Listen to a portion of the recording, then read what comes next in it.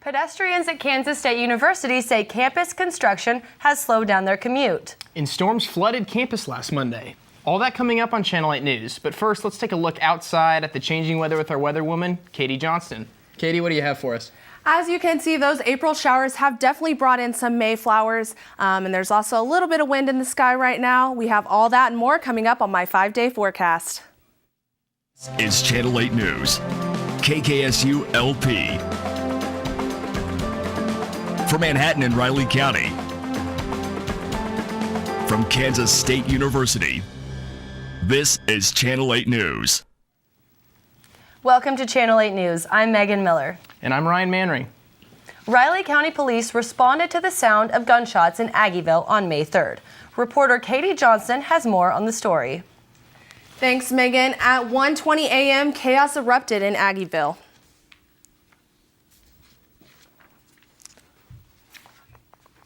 Shooting for attempted murder of the first degree. Very dangerous situation. Luckily, officers were within a block of it when it happened. They were able to be on scene incredibly quickly, and within a minute or so, they had this person taken into custody. Luckily, they were able to do it with a taser. Now, does every situation like this end with a taser? Obviously not. Yeah, up to this point, there's never really been any incidents where I felt like my safety's been in jeopardy. Even, on the weekend when everybody's out partying and everything like that, there's never really been any issues. The victim of the shooting, Kevin Green of Manhattan, was immediately transported to Via Christi Hospital for a non-life-threatening injury to the leg. But it wasn't a fatality, and for that, obviously that's better for the community. I mean, anytime a gun is involved, it's not a good situation. If it's in Aggieville, it's likely that there was some consumption of alcohol. Shooting within a month span of Aggieville District of Manhattan. However, Officer Droege of the Riley County Police Department assures us that this shooting was a result of an earlier altercation, and Manhattan is still a very safe community. In other news, a Topeka man noticed an unexpected tip on his bill over the weekend. Saturday, May 2nd, Chloe Huff was working her last shift at Boss Hogg's Barbecue when she got Governor Sam Brown back as a customer. Huff, who says she'd been concerned about the Kansas education budget for quite some time, crossed out the tip line on the governor's bill and instead wrote her own tip. Her advice? Tip the schools. Huff told the Wichita Eagle that the governor did leave a monetary tip after all, but despite some comments that have come from the GOP, Huff says that she had to say something. Last night, one of K-State's most influential alumni visited campus and the Little Apple. Former Wildcat Marlon Fitzwater was the White House press secretary for Presidents Ronald Reagan and George H.W. Bush. Fitzwater is one of the longest-serving press secretaries in history. He is now retired and is currently in the process of donating some of his personal belongings to K-State libraries. Fitzwater also spoke to students and faculty about different experiences within the White House, including attending Reagan's negotiations with Russia destroying the Berlin Wall. Fitzwater's last visit to Manhattan was in 1996 when he spoke at the Landon Lecture.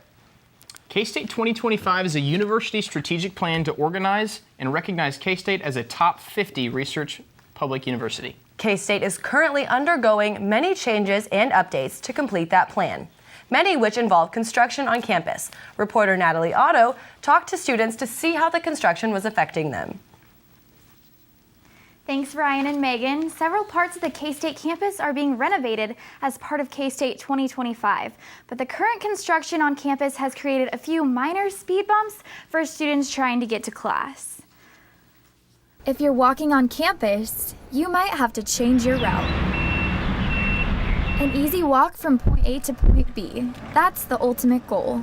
But current construction from the Kansas State 2025 plan is making that trip a little tougher. I've had to change the route a little bit, can't go right through, you have to go around. There's some places that you're supposed to walk the bike. That's pretty narrow walkways. And the construction has squeezed bikers and walkers a little closer. I think too many bicycles interfere with people walking, and we've made an effort to try and cut that down, I think, by having the dismount zones. Hundreds of students walk through sidewalks on campus like this one every day, but with recent construction setting in and blocking in many parts of campus, it has some students worried about their safety. Yeah, that's been like the one major concern that I've had personally is like walking through this area. It seems to be really busy now with the construction going on the road.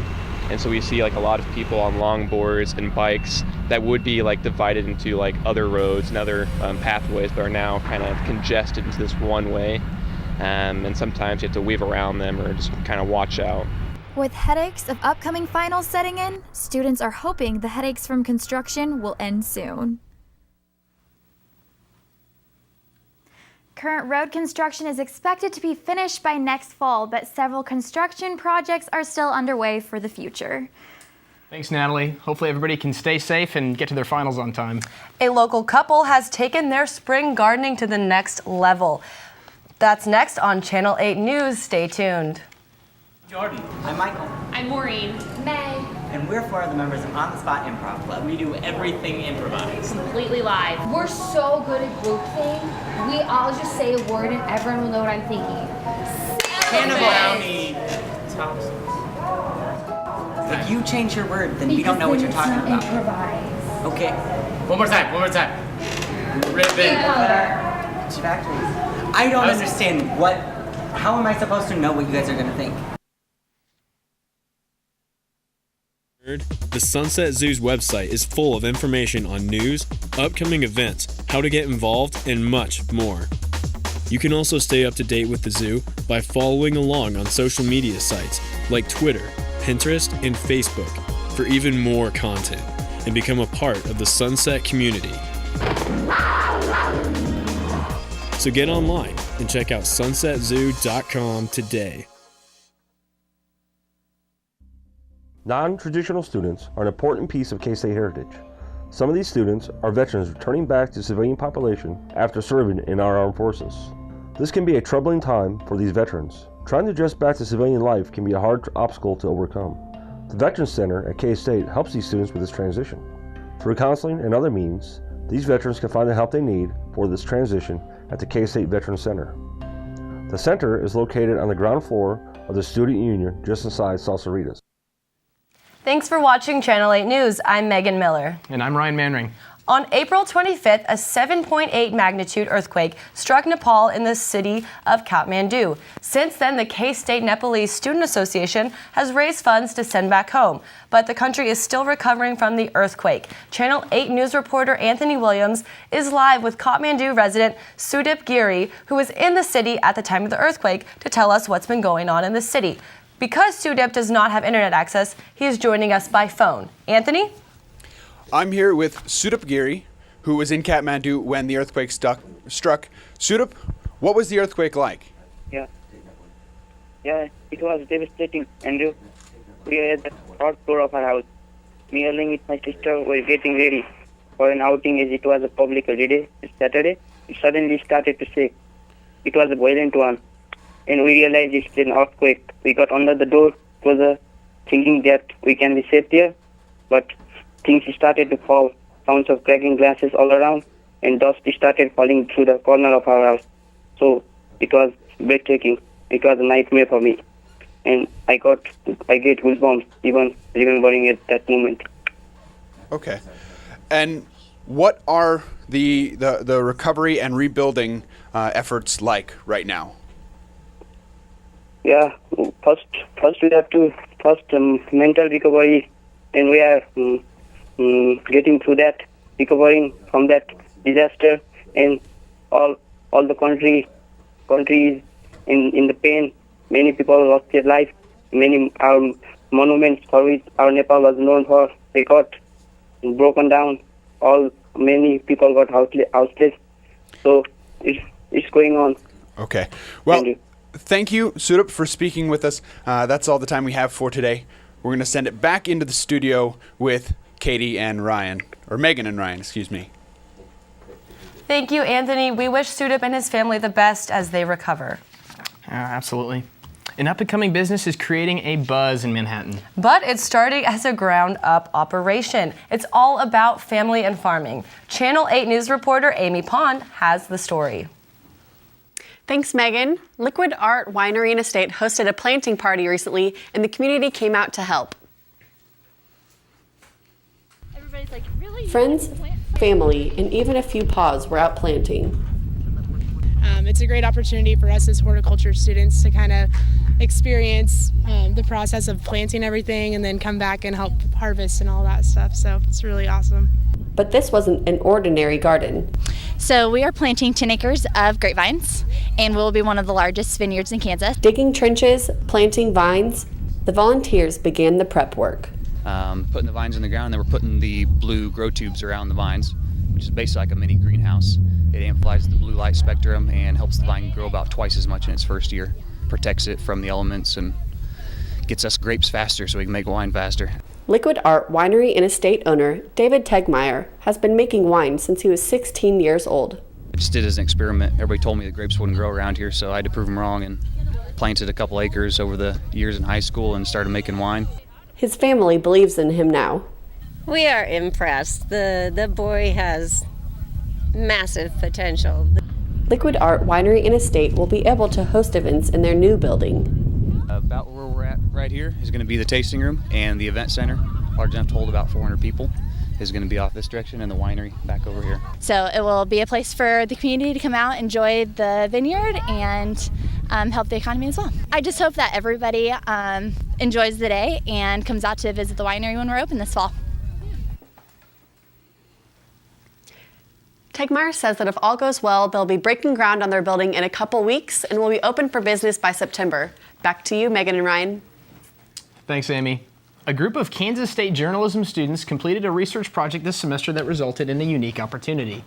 Graduate students in the journalism program spent this semester researching the family of A.Q. Miller, the namesake of K-State's journalism school. The students interviewed family members and researched the family's businesses. Recently, they were invited to show off their work by presenting their findings at the Miller family reunion. The presentation was part of an ongoing project to research the family as an example of a successful family-run business. In other news, this year's Dead Week had Manhattan residents fearing for their life. That's right, Megan. The Little Apple was home to record-breaking floods that made national headlines. We'll have more when we return.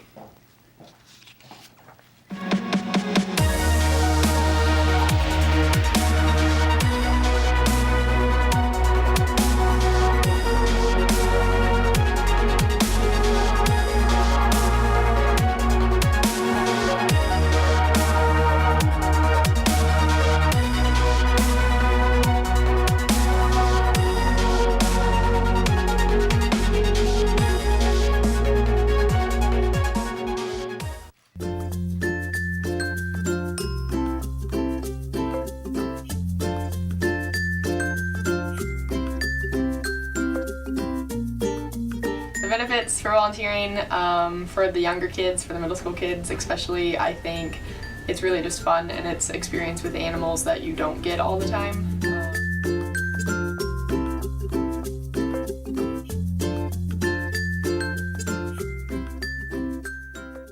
I'm Jordan. I'm Michael. I'm Maureen. Meg. And we're four of the members of On the Spot Improv Club. We do everything improvised. Completely live. We're so good at group thing. We all just say a word and everyone will know what I'm thinking. Brownie.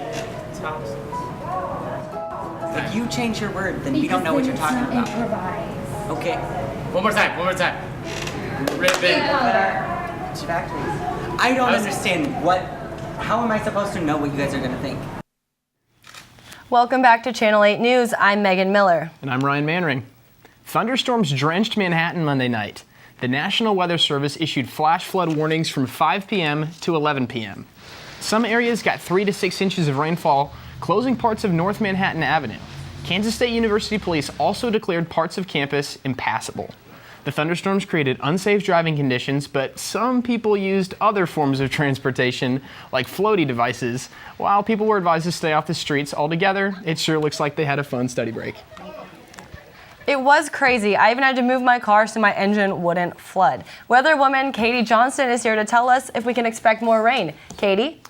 Thanks, Megan. Taking a look at our overall pressure systems map throughout the U.S., you can see that we have a high pressure system over in the northwest part of the country, and it's really colliding with that lower pressure system down here.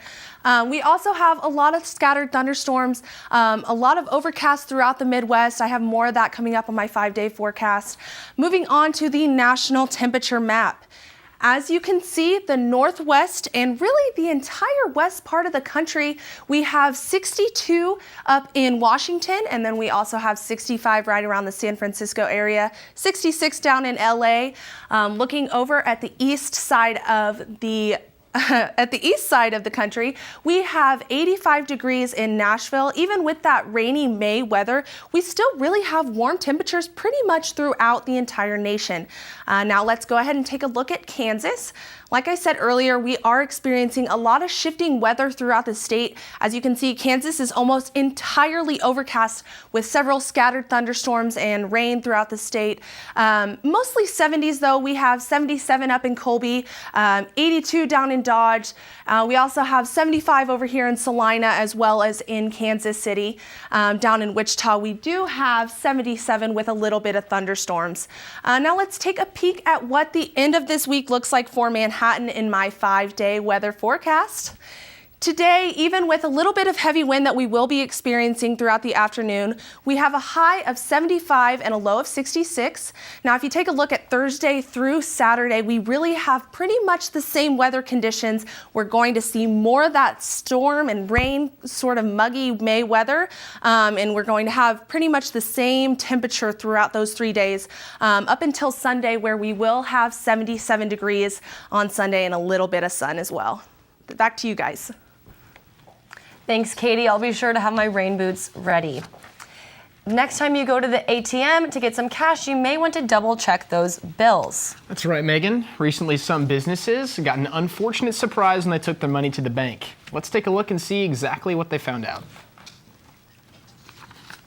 Bills. $100 bills to be specific. That's what's been giving a lot of Manhattan and Junction City residents, as well as businesses, a lot of headache recently.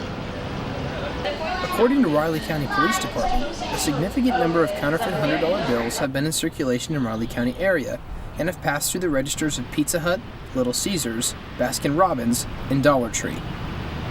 This recent scare has got some local business owners a little concerned. Well, it did hit a little close to home since some of the counterfeit money was down in Aggieville, and honestly, I wouldn't know, obviously I wouldn't know until after the client left. For others, that means that extra precautions are being taken to protect themselves from potential fraud. We're checking all the bills. We've got our handy dandy little marker pen that we check them with, and we also hold them up to the light to look for the, I don't know what you call it exactly. There's a watermark on the little line that goes through the bills that apparently the counterfeits, they have a really hard time duplicating that line that goes through the bill. Whether you're working with $100 bills or $20 bills, there's a couple things that you should really look for to make sure that your money is actual money. Fortunately, with a little extra planning and precaution, protecting yourself is only a matter of slowing down and taking a closer look. The easiest thing is to use the pen because it's quick and easy. It is foolproof. It is color-coded. That's the quickest way to do it. But you also need to match that pen up with something else. So mark it with the pen and then look for the watermark. As long as the watermark and the ink face that's printed on the bill match, you should be good to go. As you can see, taking a minute to slow down and double check your bills may end up saving you some serious cash down the road, whether you work behind a register or you're just getting cash out of the ATM. Well, Ryan, that's good to know. I'll be sure to double check next time I get some cash out. From Wildcat to Seahawk, Tyler Lockett is just one Wildcat chosen in the NFL Draft. That and more when we come back. Stay tuned to Channel 8 News.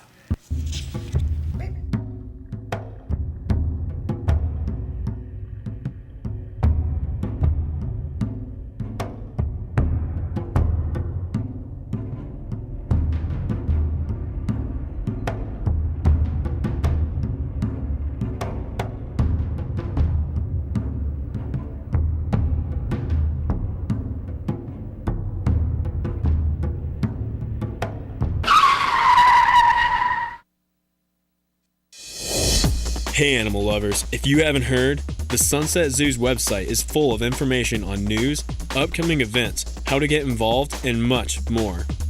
You can also stay up to date with the zoo by following along on social media sites like Twitter, Pinterest, and Facebook for even more content and become a part of the Sunset community.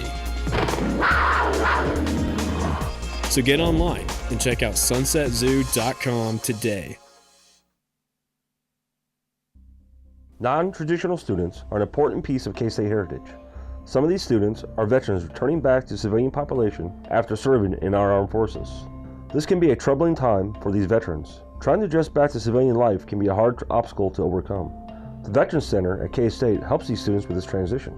Through counseling and other means, these veterans can find the help they need for this transition at the K-State Veterans Center. The center is located on the ground floor of the Student Union just inside Salsaritas. Welcome to Channel 8 News. It's almost the end of the school year, but that hasn't stopped Wildcat fans from cheering on their Cats. Zaldi DeUnion now joins us with sports. Zaldi, the NFL draft was his last week. How'd the Wildcats do? Brian, the Wildcats didn't do too bad as two former players actually got drafted in this year's draft, but I would not be lying when I say that all eyes were on one specific Wildcat, and that is All-American wide receiver Tyler Lockett. And after a great showing at the Combine, as well as his pro day, Lockett boosted his draft stock, and in the third round, he was off the board as Super Bowl runner-up Seattle Seahawks drafted him with the 69th overall pick, and that pick marks his 22nd consecutive year that K-State has had a player picked in the draft, which is the best active streak in the Big 12. Other Wildcats that signed with teams this week include Randall Evans, who was drafted by the Philadelphia Eagles in the 6th round.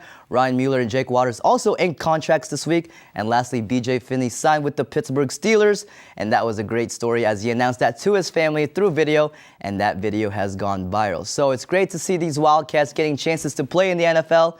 And we wish them all good luck. That's right, Zaldi. There's nothing better than cheering on the Wildcats in their future endeavors.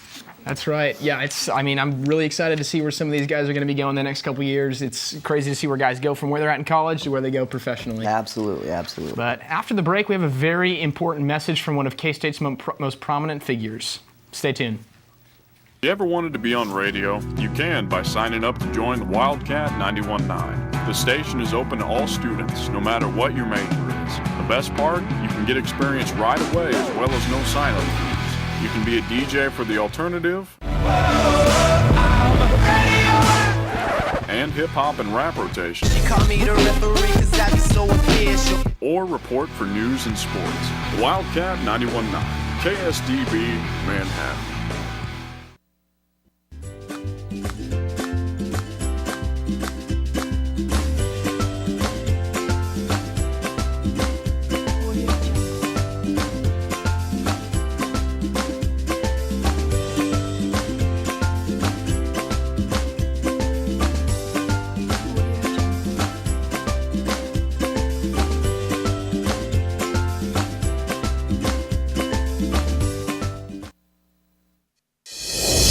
Hey animal lovers, if you haven't heard, the Sunset Zoo's website is full of information on news, upcoming events, how to get involved, and much more.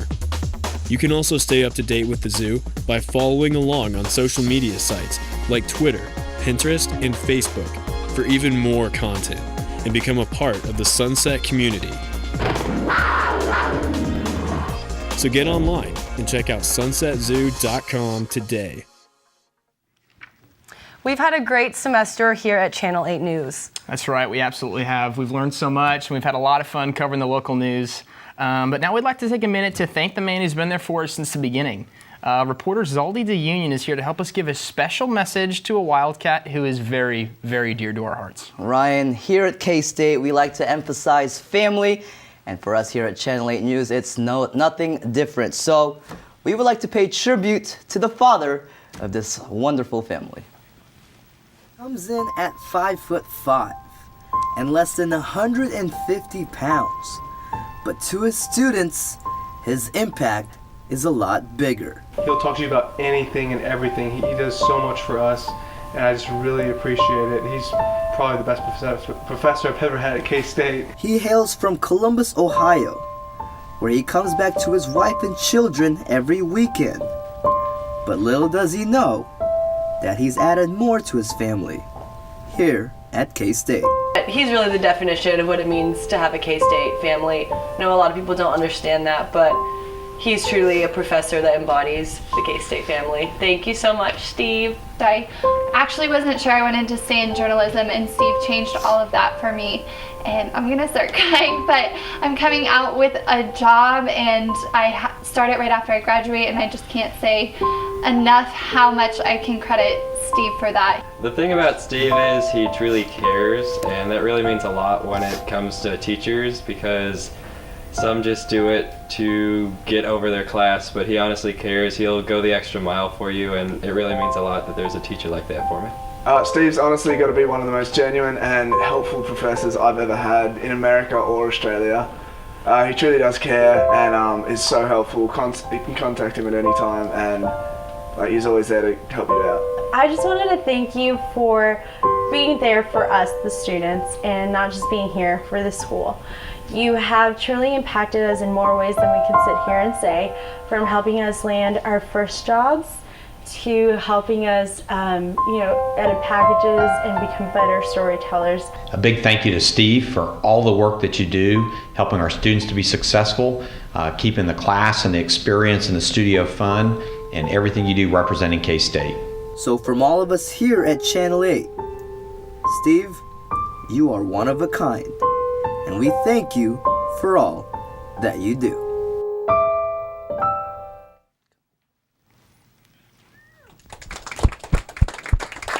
Steve?